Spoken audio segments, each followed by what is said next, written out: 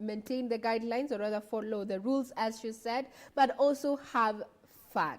Wow. That is the point of it. Children, they're just, you see, we need to have fun. Just to emulate or rather repeat what Natalie Wanjiro from Murang'a County, who happens to be 10 years old, says, is that being home is the best thing ever, because he got to stay with the family, with the mother and the father. They're saying that the mother is providing the snacks, the dad is doing the education, which is for children lie with the children. If we can be able just to listen to them and hear what they are saying, some of these stories maybe they have never told their parents. It's true, we need to co-parent, even if we are guardians. We need to see how we can be able to guide the children. Not every child has father and mother. Some have guardians, even who are older people. But how do we help them grow up? Somebody helped us to grow up. Can we help the children to grow up in the right way in the current situation? I'm sure there have been many other sicknesses in the world that have taken place, but our parents managed to help us go through it. So all we are saying, let us dedicate a bit more time. Now we have children at home. Dedicate a bit more time to them and be able to sit with them, listen to their stories, tell them stories, so that they can realize that our parents are there, our guardians are there, and even also our leaders in this country. Let us dedicate the same way KBC has done.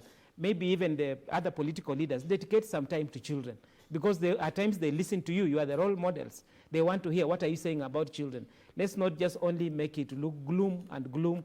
COVID is killing people, but it has also provided an opportunity for us to co-parent, and everybody who is an adult is a parent.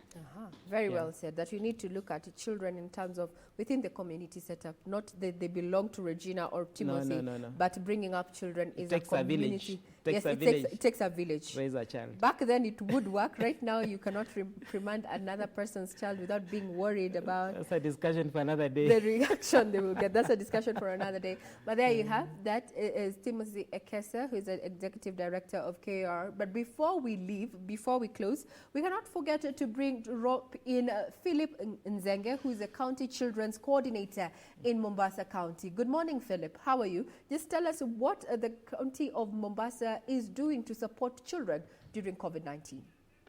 Good morning. I'm calling from Mombasa. I'm the County Children Coordinator, Mombasa. And in Mombasa, we are actually challenged by COVID-19, as all we know. But as the government and the department mandated to ensure that children are protected within the Mombasa County, first, we are working with all stakeholders. We have brought them on board. And we usually have the same meeting like what we're having today, the Zoom meeting. And we look on what each and every organization has to do. Again, we have also worked very closely with the county government.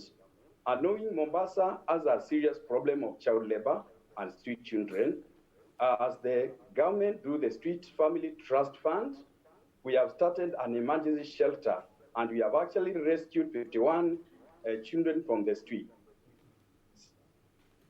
I must say that we are challenged in Mombasa because we have rescue center. And because of that, we have actually came up with a child-friendly safety unit. Now, when a child is abused, instead of the police telling the child and maybe the abuser to go back to home, we are now getting the children to a safer place. And after going through health monitoring, psychosocial support, and counseling, we can know where is the best place to place the child. We children, we have started online meeting them, also the parents, and we are encouraging the children to come, also talking to the parents online, so that they can also be very close to their children. And our message through the media, because we have the media engagement in Mombasa, is that let children not take too much time in the media and online, because they are not helpful to them. I want to say this for Mombasa people, that we need to be together and support the children that they can gain the best. Thank you. Very well, Philip Nzenge there. He is the County Children's Coordinator, Mombasa County. Some of the take-home from his conversation there is that county has dedicated a children-friendly, only exclusively for children, quarantine center.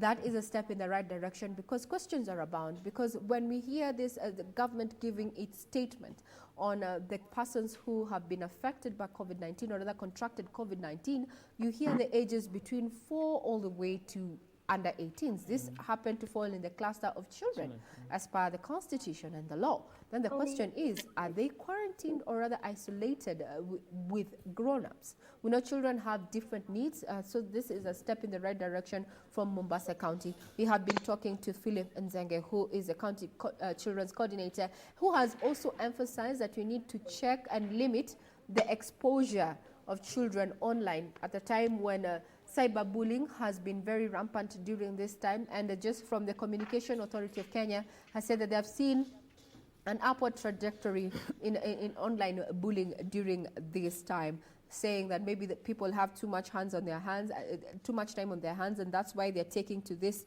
So you as a parent, or you as a caregiver, or as an adult within the family setup, you need to limit the exposure of children online during this time. While I'm Regina Manyara Gitao, I'd want to leave you in the able hands of my colleague, that is Ram Aguko, to take us to another session of our conversation. And we're going to be focusing on the domino effect of COVID-19 onto the economy. We have an analyst, we have an expert in studio to just take us through that conversation. I'm Regina Manyara Gitao. My guest this morning has been Timothy Ekesa, who is Executive Director of KACR, the Kenya for Advocacy of Kenya Children's Rights. Karibu tena. Thank you very much. Now, well, that brings a close. We take a short break.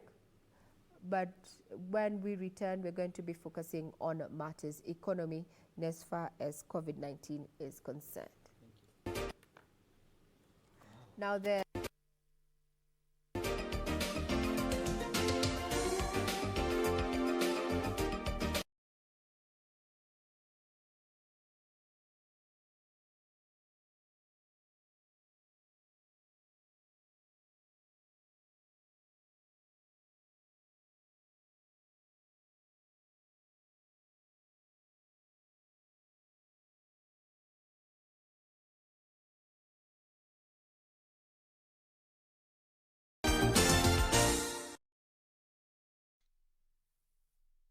discussion into discussing the domino effect of the coronavirus, but on two things. One, the economy. Two, the ecology. What is the domino effect of the COVID-19 on the economy and on the ecology? This morning, I'm joined by Dr. Mithika Mwenda. He is the Executive Director of Pan-African Climate Justice Alliance, also a public policy analyst, an environmentalist. He is one who has quite a rapport. He was named among the 100 most influential people in the world on climate policy in 2019. He has several awards, so many of them, we cannot mention them all, but they are on environmental advocacy. He is, and among these awards include the International Earth Care Award by U.S. largest environmental movement in Sierra Club. Karibu sana. Thank you. Thank you very much for finding time to join me this morning. You have quite a reputation there, and it's quite interesting looking at how, you know, the economy has been going up and down. I would like us to start from the economy, and then we get to, you know, how the environment is impacted.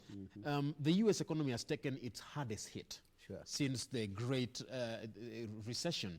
And now the GDP is now contracting 4.8% in the first quarter of the year. But now coming to Kenya, we are seeking 275 billion shillings in loans in the World Bank, the European Union, and the International Monetary Fund to plug the gap in revenue created by the virus. Are we likely to recover from this? Remember, we have a third of the country's debt in Kenya here due this year that is owed to China, with Kenya expecting to hand the Asia giant some 78.4 billion shillings. Thank you. Thank you once again for inviting me into this show. Yeah, it is really, really a very critical moment, not only for Kenya, but across the world. Economies are crashing. if you have, as you have rightly said, the U.S.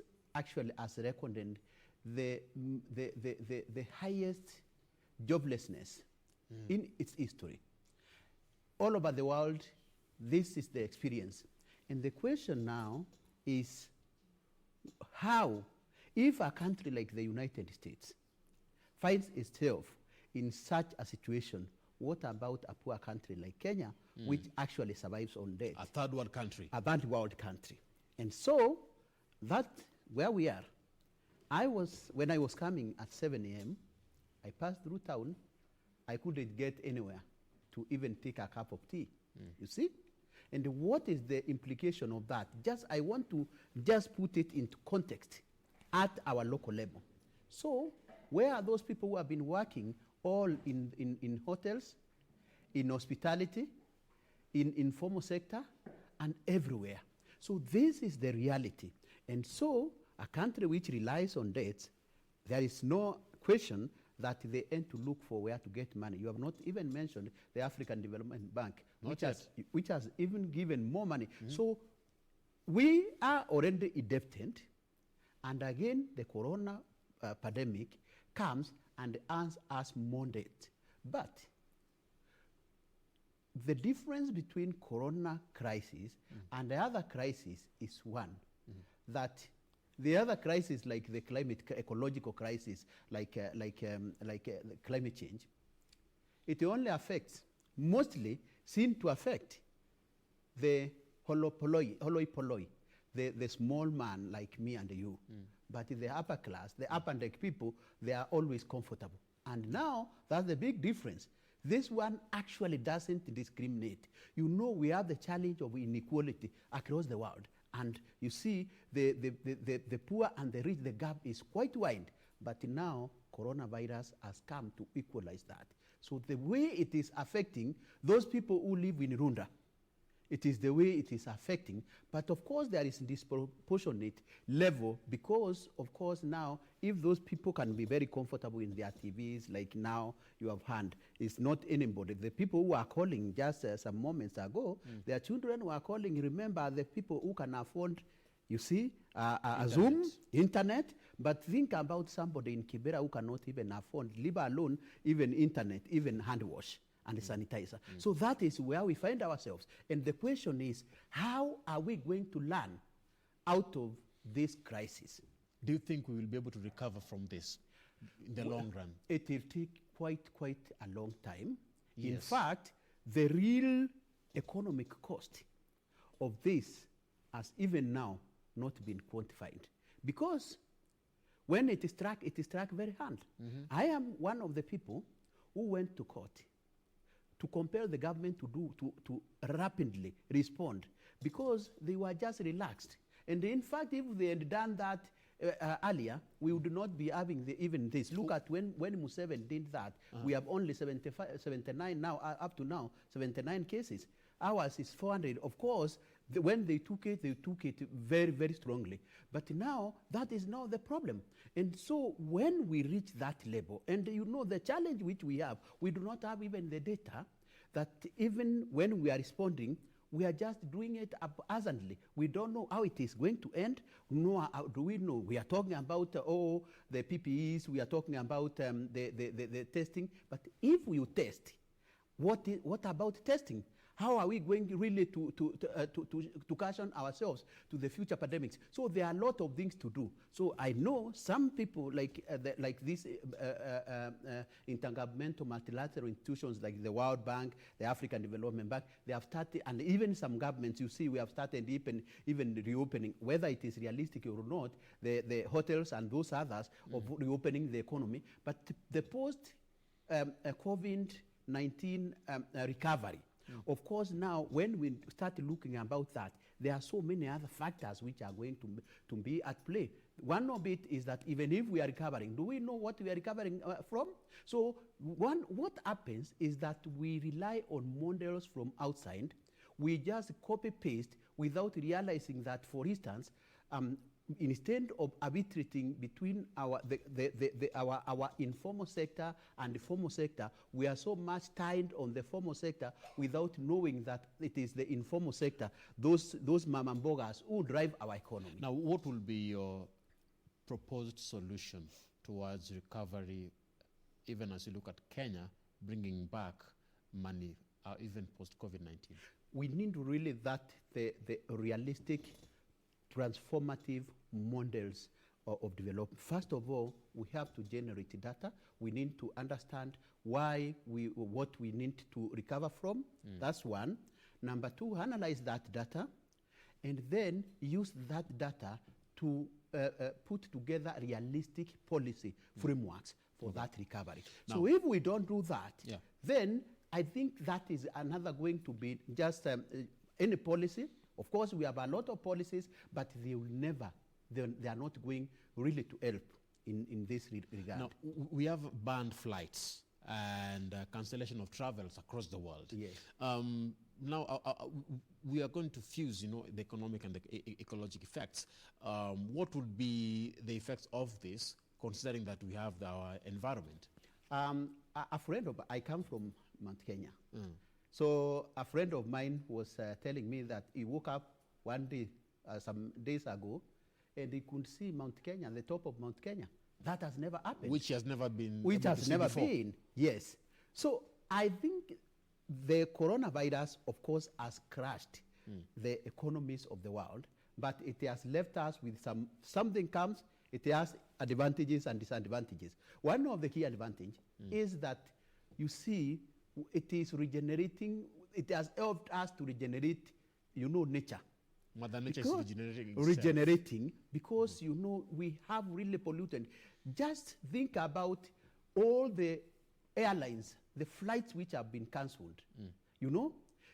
Remember, the oil industry actually has collapsed. It is just the other day, the price of oil went up to the -0. You see, the oil companies, the crude oil, they are paying people to store the oil. That is where we have reached because no one is buying it. And so, in this climate, constrained world, and because we are told science is telling us that really what has caused the problem of pollution, what we are seeing climate change, what you are seeing in Rift Valley, Elgeyo Marakwet, so, many people have already died out of this the manifestation of climate change, floods, and those others. Yeah.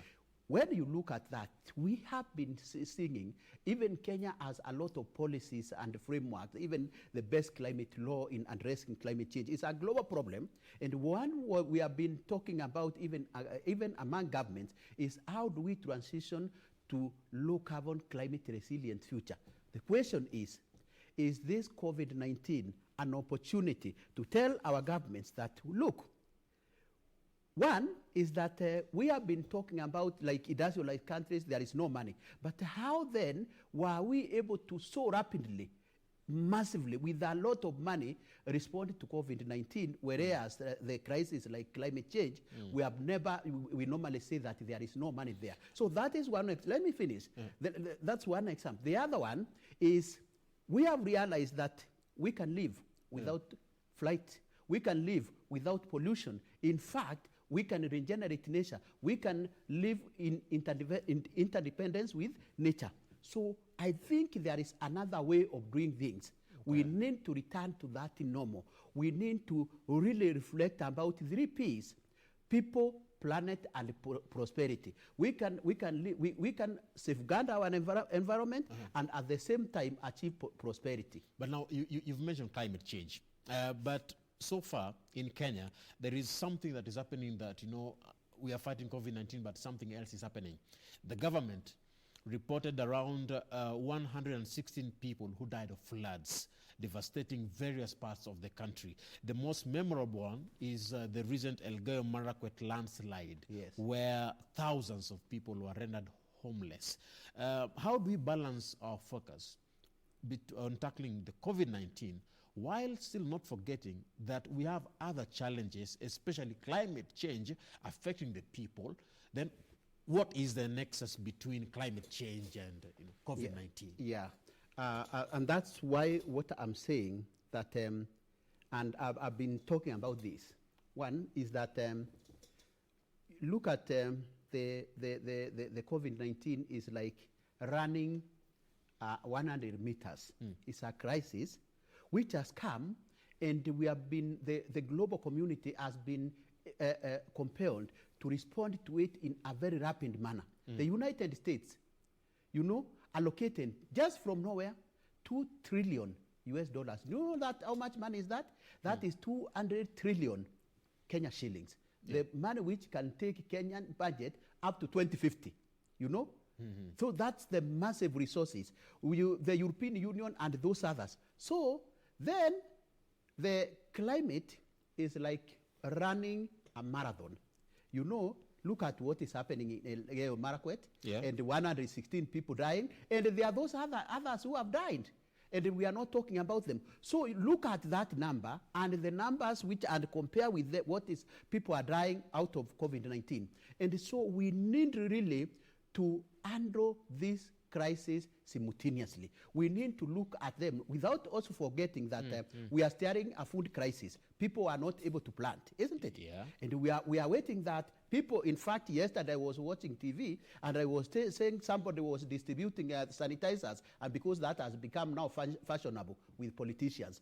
Now they were distributing sanitizers and hand wash. Then this woman was saying, you are giving me this sanitizer, I'm going to sleep angry. So what am I going to eat? Am I going to eat this sanitizer? So this actually is the reality. And so when we are looking, without forgetting that there is also locust, pandemic sweeping across the country. So far, the state has spent over around 1.3 billion shillings on this COVID-19 pandemic, which they received from the World Bank. Yes. How do we balance between all these challenges? Yeah, and within the limitations of the resources which we have. Yes. First of all, efficiency. We need really, once we get that money. And the other question I've been asking all over is, who is holding them accountable? I was listening to Citizen TV when radio when I was coming, people discussing about this, what's happening, and whether it is realistic that within a month they can spend 1.3 billion. But those are just questions of accountability. I don't want to dwell on that so far. But what we need to do is, once we get these resources, they need to be put into where they are supposed to make impact. It's not about only buying sanitizers and PPEs. Those people at the local level, actually, especially those who are in Kawangware, in Kibera, in Mathare and those others, in rural areas, they need food. They need really to be taken care of. We have seen the government sending relief food, and the question is, even the National Response Committee, does it have that capacity really to distribute this, and what is the system of bringing that? So there are a lot of questions, of course, and we are called upon to even come as individuals to complement the government effort. But this is really an enormous challenge which cannot be handled by one institution and one sector. I'm looking at the climate change so far, because you say that right now the climate has changed because now people have gone back home. Yes. And the environment, things are changing. In the western part of Kenya, we have the Lake Victoria that has now gone and spread into the lands, flooding the places. People have been rendered homeless near Lake Victoria. Would you say that it's because of this climate change? Relying environmental change, relying on science, I can say climate change is actually a factor, a contributor, though it may be not 100% a contributor, but it is. Why? If you look at our and that's why we are called upon now in the context of now the changing climate, we need to have policies and programs which forestall us and caution us from those eventualities, because even the National Climate Change Action Plan for Kenya, the National Climate Change Law, and the National Climate Response Strategy, all these actually project that it is no longer going to be business as usual. The counties and adapted their programs into this. The question is, why then is it happening whereas we have all those policies? So the issue is, we have a lot of policies, But the problem is the implementation of those policies and putting sufficient resources into those policies. All right, thank you very much. That is Dr. Mithika Mwenda, the Executive Director of Pan-African Climate Justice Alliance. He is a public policy analyst and an environmentalist. Thank you very much, Dr. Thank you. Thank you. All right. This brings us to the end of Good Morning Kenya. God bless you. And as I always say, may God bless the work of your hands. See you again next week on Monday. My name is Ram Aguko. On behalf of everyone that made this show a success, we say thank you very much for keeping it KBC.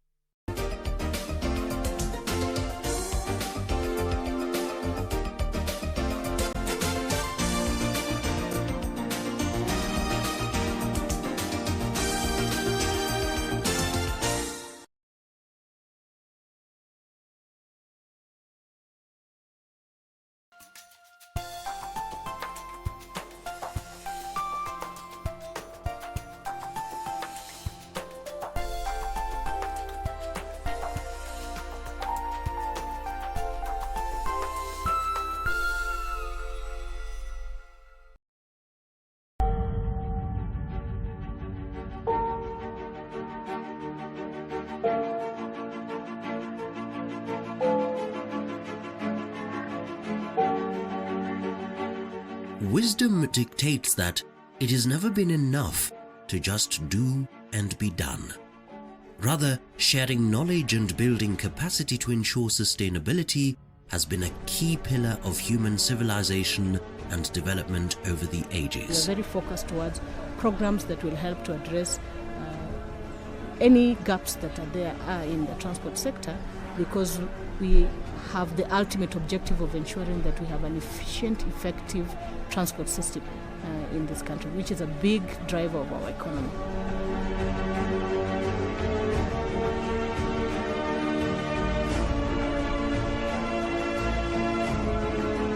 The railway sector in Kenya has over the past century required a capable and skilled human resource base. Thus, the establishment of the Railway Training Institute in 1956. The Railway Training Institute was established in 1956 as a training facility for the East African railways and harbours then. Its mandate was to help develop capacity for the operations of the railway line from Mombasa to Kampala. Even then, knowledge and skills were trusted to serve East African railways and harbours and the railway sector through transformational periods. This came to be in 1976 when East African Railways and Harbours was dissolved to give rise to Kenya Railways, which to date retains oversight authority over the institution. Over the years, RTI's capacity has grown in leaps and bounds, offering a wide variety of courses in the transport and logistics sector, adequately utilizing its training facilities. We are operating as a technical and vocational education training institution, offering technical courses and business courses. We have a business school that offers programs from artisan to higher national diploma.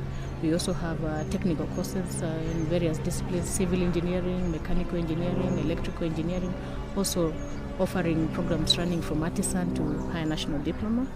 Striving to be a center of excellence in the transport and logistics sector, a strategic plan 2012-2017 was implemented with a mission to provide practical and quality training in response to a dynamic market environment through research and technology.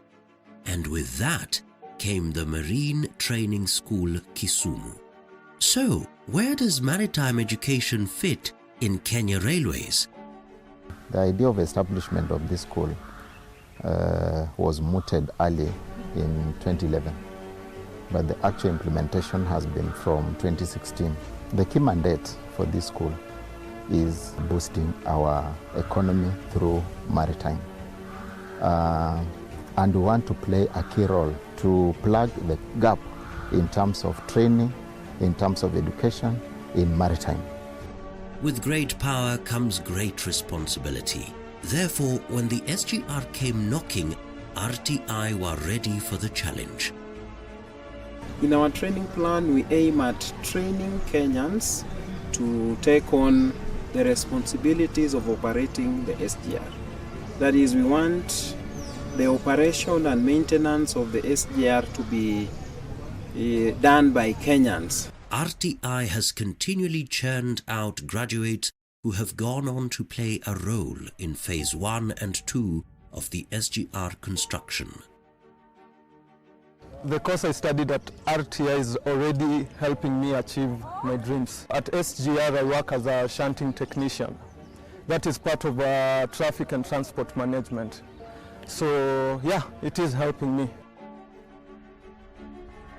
The development of a training plan focused on foreign scholarships and local training comprised of 4 programs is a commitment to quality training that is up to date. This training opens up graduates to a wide variety of career prospects. We have trained the locomotive drivers, we have trained the crew, we have trained the people who maintain the lines. So about 95% of the people we have trained have passed successfully and have been absorbed by the SGR operator, which we feel that has been a huge success. Of what importance is education and training to Kenya Railways? What does the future hold for RTI and the Marine Training School? This is an institute which is like no other. It's not about theory. It's about practical training to support the dynamic sectors of our economy. And I think this institute to be enhanced further to make sure it can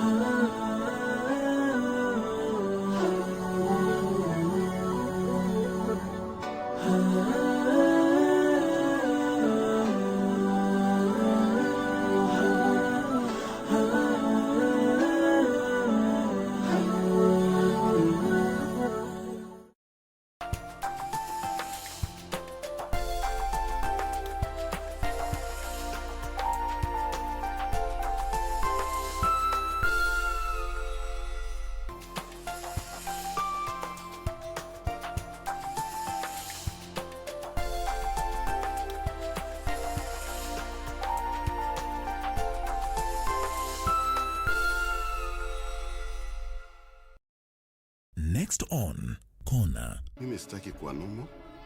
Then stop. Mtawacha. Lakini kuanzia leo nataka tufanye kitu tofauti. Nikupeleke kwa movies. Kwa nini tutumie pesa na tunaweza omba DVDs kwa Wangui? It's not the same thing. Tutazima stima, tuongeze sauti. Itakuwa ni kama sinema. Woman. Mojam. Tena. Tungeniambia plan zako badala kufanya nikongoje kwa madhe kama mjinga. There we go again.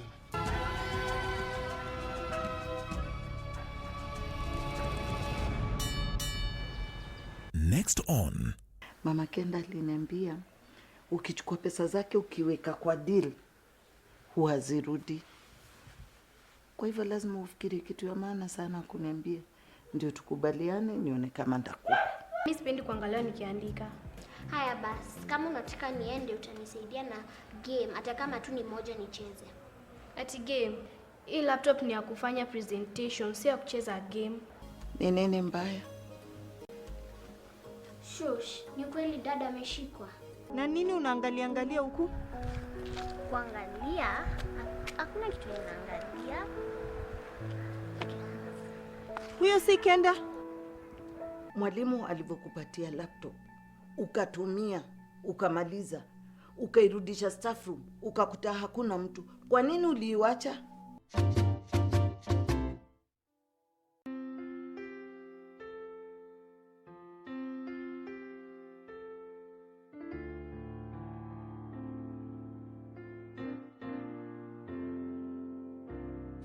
Somebody's crying, Lord.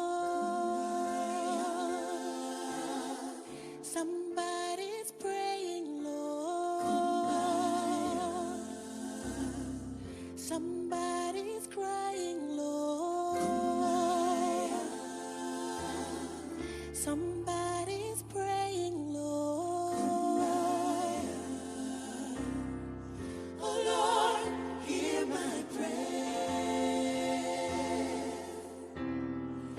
as I lift my voice and say,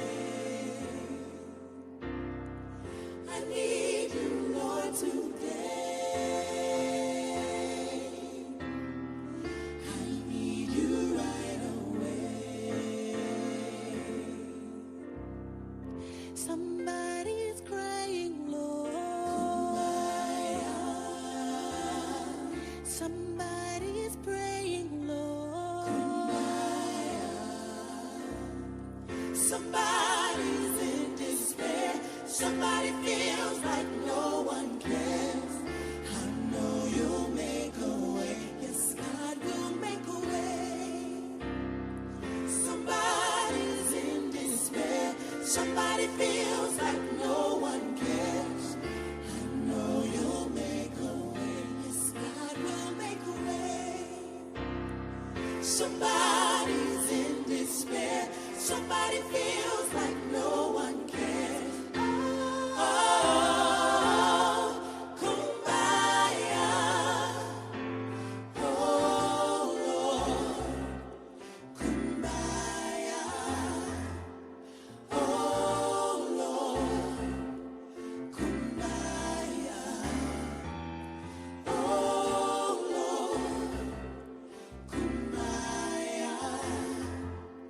Oh, Lord, kumbaya. Somebody's in despair. Oh, somebody feels like no one cares. Oh, kumbaya. Oh, Lord, kumbaya. Somebody's crying, Lord. Kumbaya.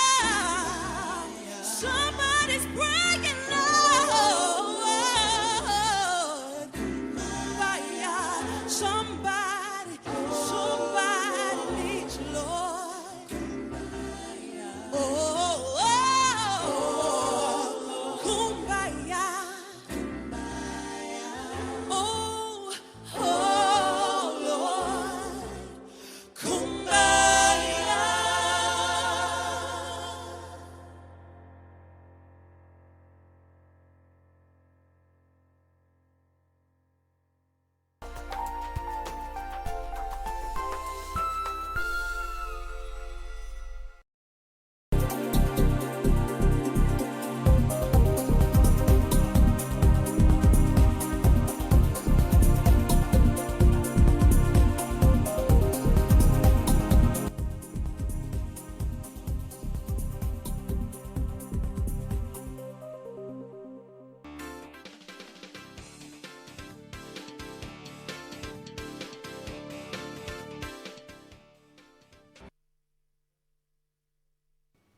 A very good morning to you. Welcome to KBC Channel 1. This is BizCheck. Thank you very much for watching. My name is Betty Kiptum and welcome to the program. Now today, the Cabinet Secretary in charge of Health, Mutahi Kagwe, and the CS in charge of Interior will be meeting the committee on the delegated legislation to just answer some questions on the COVID-19 pandemic, how the government is handling it. That story and much more is coming up. But first, here is today's Reporter's Diary.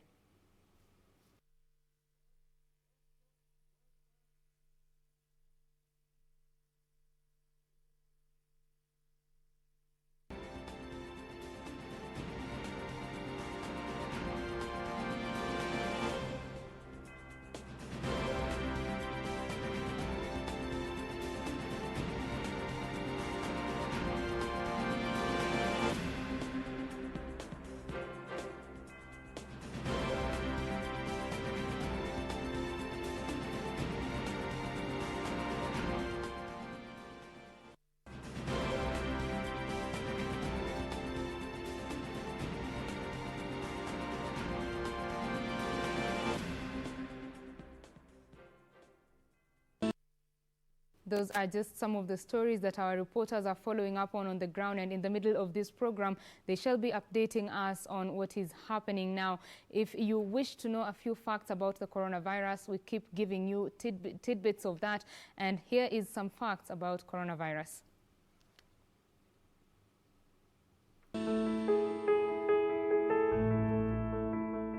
Now, the COVID-19 disease or infection has no known vaccine.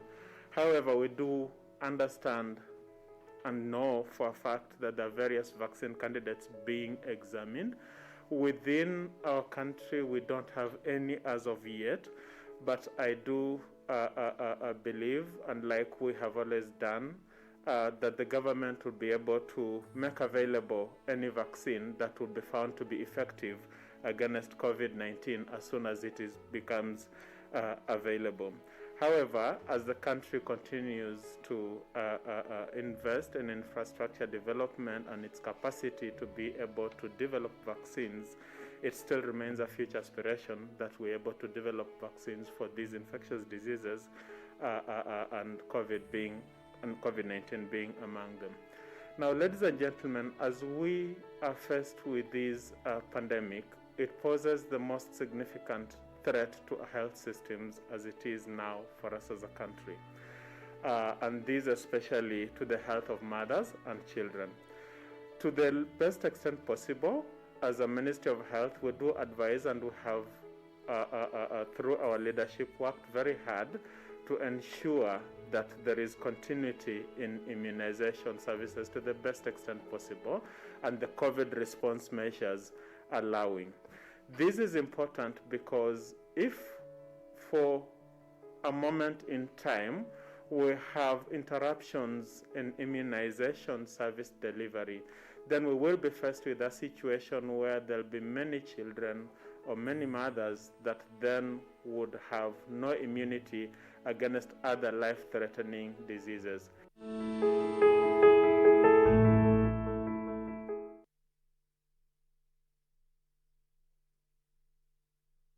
And now we want to get into our interactive session here on BizCheck.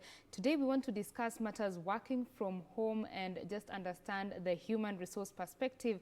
And to give us that is Mark Voichuli. He is the Chief Executive Officer of People Edge Consulting. Welcome on set. Thank you for having me. Since the beginning of the COVID-19, people have been told to social distance.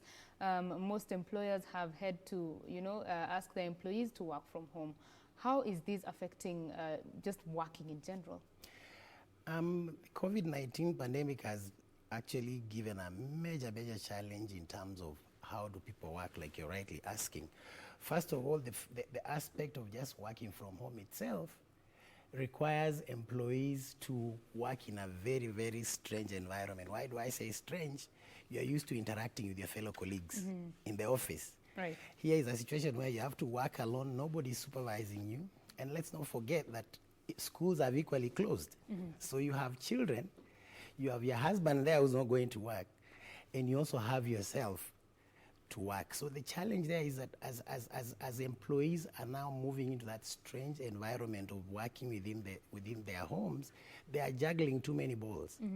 Juggling too many balls in the sense that you have deadlines for work.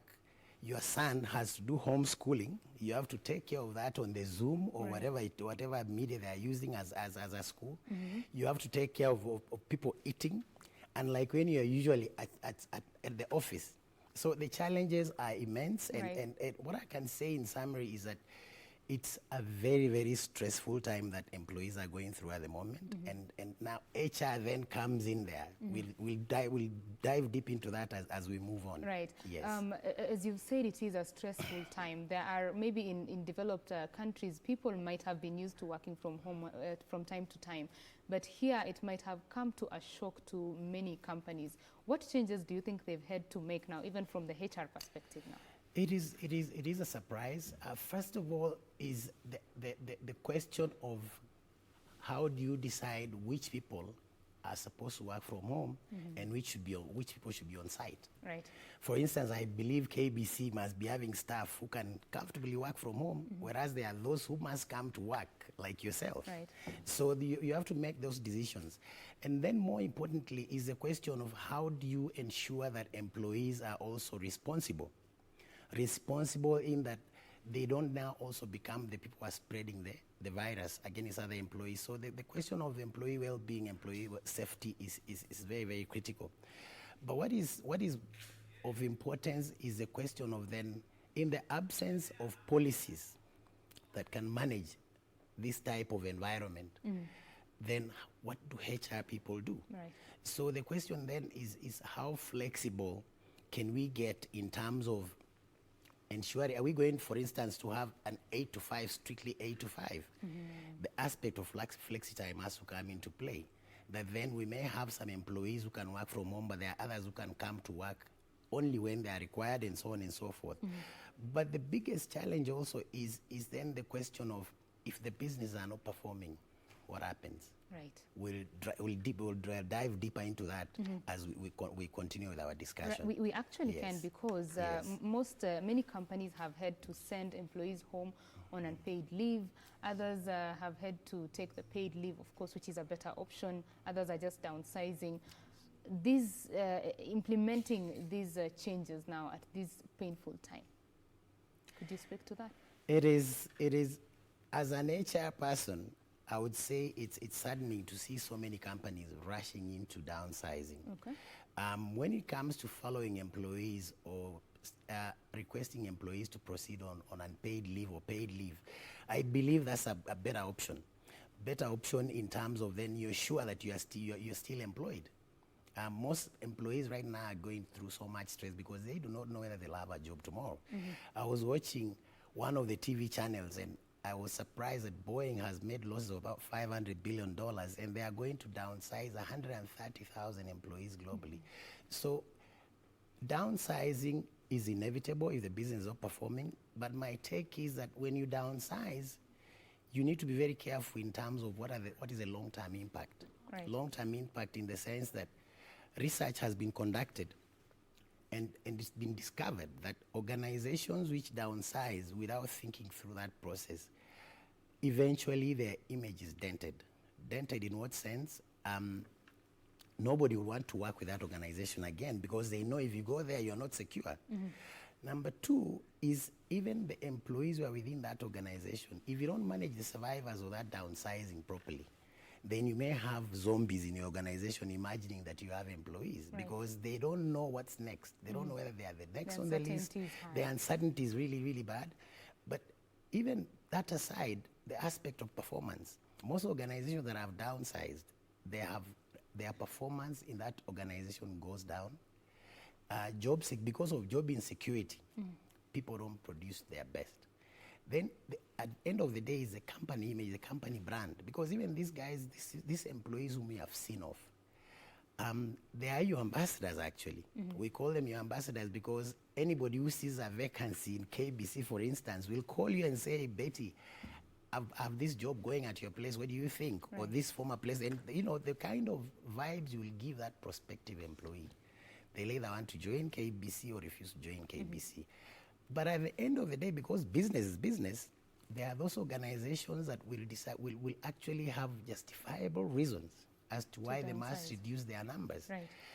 What is critical then is how do you ensure that you avoid litigations? Yes, that is very important. Yes, litigations are going to be rampant after this code because most organizations are just saying downsizing is a solution. They've taken it as a panacea to this pandemic, and they are cutting down numbers without ensuring that they follow the right procedure. So how can they make sure that they don't have these litigations or reduce them in the long run? They definitely have to refer to the Employment Act, Section 40, subsection 1, which is more or less a coached mandatory requirement.